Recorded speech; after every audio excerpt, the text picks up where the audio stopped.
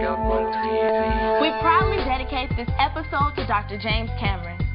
He bravely founded the Black Holocaust Museum in Milwaukee, Wisconsin. This museum is dedicated to Dr. James Cameron's harrowing life story and the hardships inflicted upon African Americans. We recently visited the museum to check out its new exhibit from the Jim Crow Museum. We couldn't believe our eyes.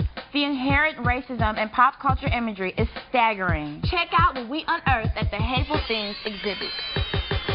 Good evening, folks. We open our slow show with a hot number led by that king of swing, Cam Buckwheat.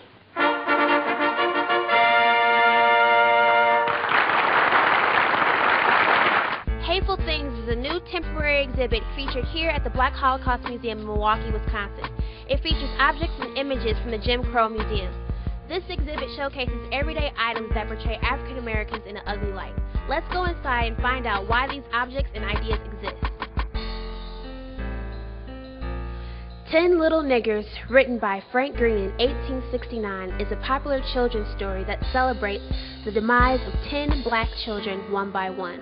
This story appeared in many children's books, including Mother Goose's Fairy Tales. With the advent of pop culture at the end of the 19th century, these exaggerated and promiscuous images have been a defining stereotype of blackness for a majority of white America. Let's quickly break down the African American stereotypes. Knowing what they are is the first step to fighting them. The Tom, the Coon, the Mammy, the Sambo, and the brutal black buck have become so ingrained in our culture, it's been difficult to sift fact from fiction. Out of all the exhibits that you have seen today, what was the most appalling?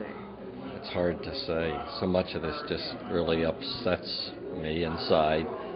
But I grew up with some of these things. I remember seeing these things, and it just brings back a lot of sad truths about how life was.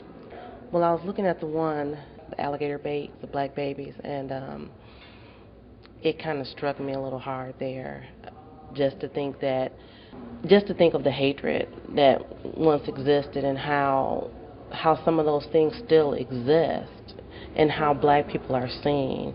How are we seen? Let's look at the basic stereotypes. Mammy, I'm home. The Mammy, the stereotype used for black women who are usually loud, independent, and overweight, like Aunt Jemima, who is sweet, jolly, and good-tempered. The Coon.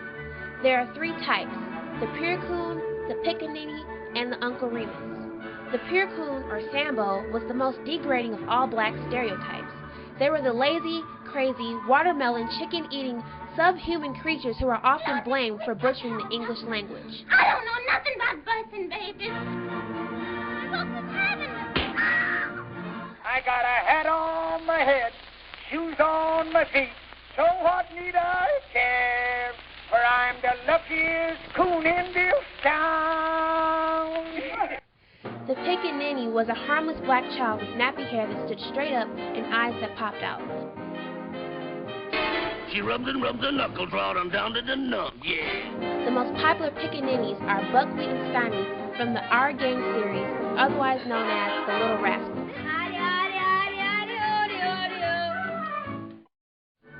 The Tom, or the Good Negro. No matter how bad a Tom was harassed or insulted, they remain optimistic and submissive to their masters. Mr. Bluebird's on my shoulder. It's the truth. Another harmless, friendly stereotype was the Uncle Remus. This stereotype was often given to the quaint, naive, and comically philosophizing old men. This stereotype symbolizes the demise of the Negro as a spectacular entertainer and comic servant. The brutal black buck or savage. The buck is the bad, big, oversexed, reckless savage who lusts for white flesh. The buck is a bestial figure with an uncontrollable sexual appetite. Want a real definition of racism? Try this. One race having the power to maintain a system of control over a whole people. In order to reinforce subconscious Anglo dominance after slavery was abolished at the end of the Civil War, whites needed a method of controlling the now emancipated African Americans.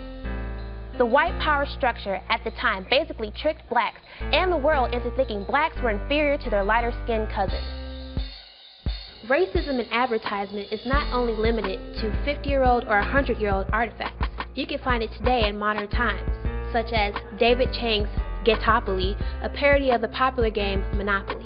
Chang, a Taiwanese immigrant, claims that his game is a satirical look at black images on BET and MTV videos. Again, even though it's historical, it could just as well apply for today. If you look at, you see the same things on rap CDs, boondocks, and there are a lot of things out here that we may have thought offensive, and what this exhibit reminds us is we have to really be careful about how we market ourselves. Take a look at some popular images from today.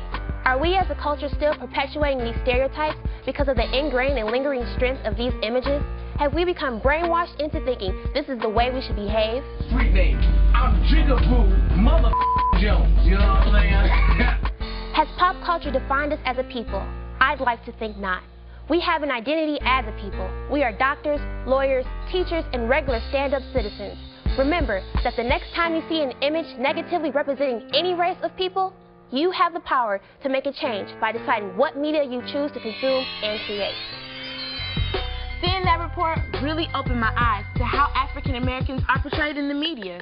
Me too. It's not just African Americans for that matter. The media shows different images making us believe we should act a certain way. And it continues on to this day.